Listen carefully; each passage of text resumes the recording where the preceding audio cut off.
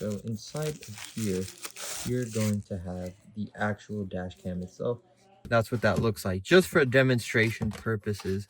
I mean, look at how real deal 4K, like, so it lights up.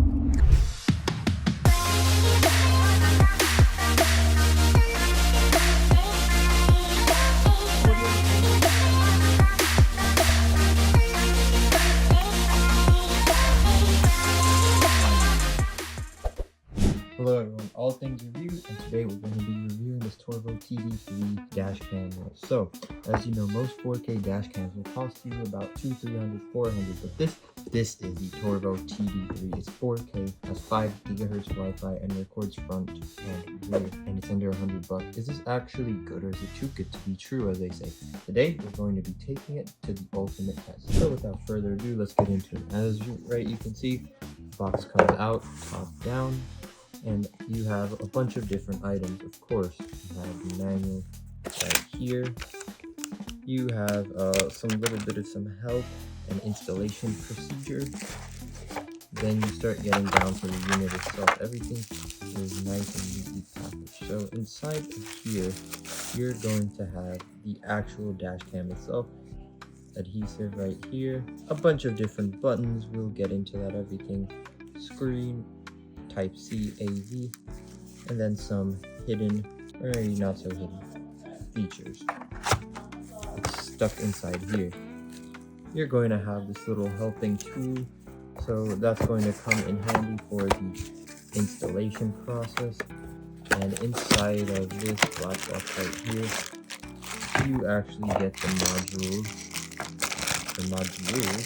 itself. And as you can see, this is for the rear dash cam and the actual charging port using the cigarette lighter. So this is with everything laid out. As you can see, the main 4K unit kit, 1080 rear camera, and a huge plus a free 64GB SD card. Most brands charge extra for that, and it also comes with this Type-C hardwire kit for 24/7 parking protection. This build quality feels solid, not like that cheap plastic hollow stuff you see on some budget cameras. Now, how are you going to be doing some of your viewing and stuff like that, you might say? As you can see, built-in GPS.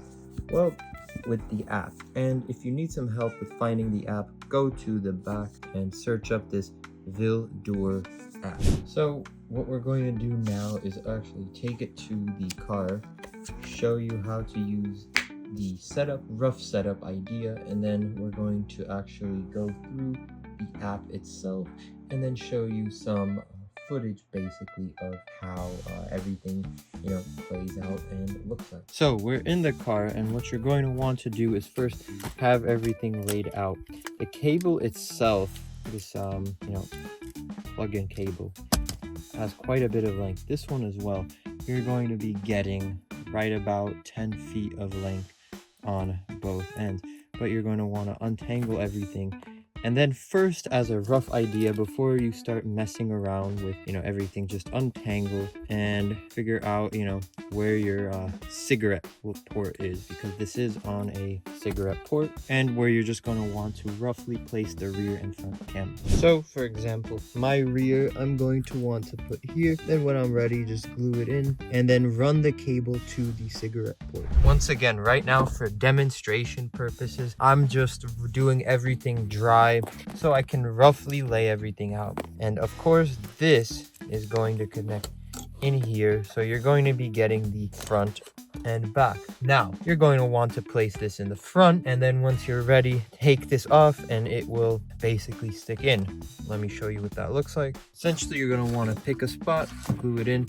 That's what that looks like, just for demonstration purposes.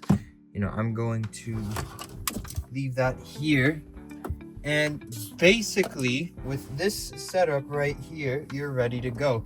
Now, just to kind of show you how you would avoid these wires, I'll give you a little preview of what that looks like. So of course, each car is different, and it really depends on where you want to go. But as you can see with these tools, the focus, once I focus it in, you have a longer and a shorter end, and basically they're just meant to pry. So, you know, you're gonna keep wanting to.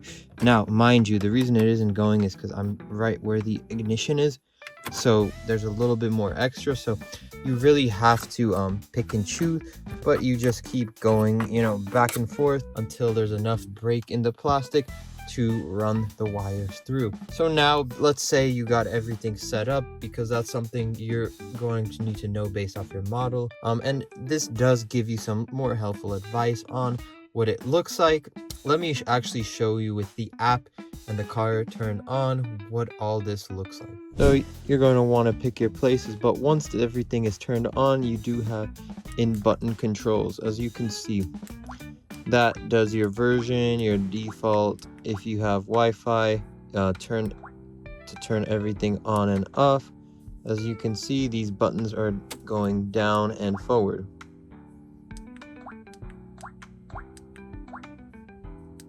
You can record audio, G sensor, date stamp, license, screensavers.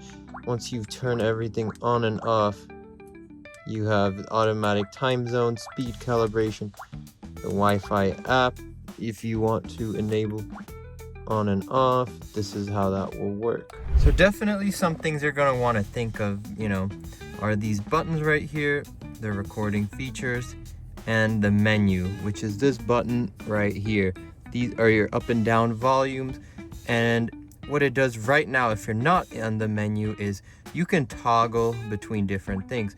So you can have your rear like so, backup, and split. This third button right here, if you press and hold, will be your angle tilt, and if you press and hold like so, you get different angles.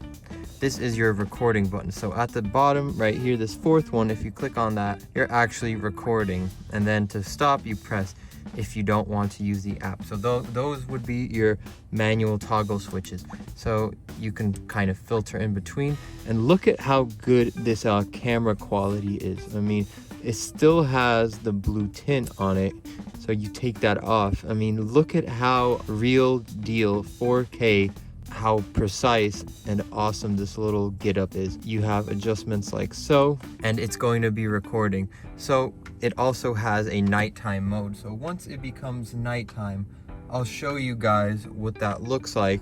And it has parking sensors. So if something happens and it gets hit at the same time, it will start recording and you'll be automatically notified. As you can see, this is the night mode on the dash camera. Like so, it lights up and it still works in perfect 4K vision.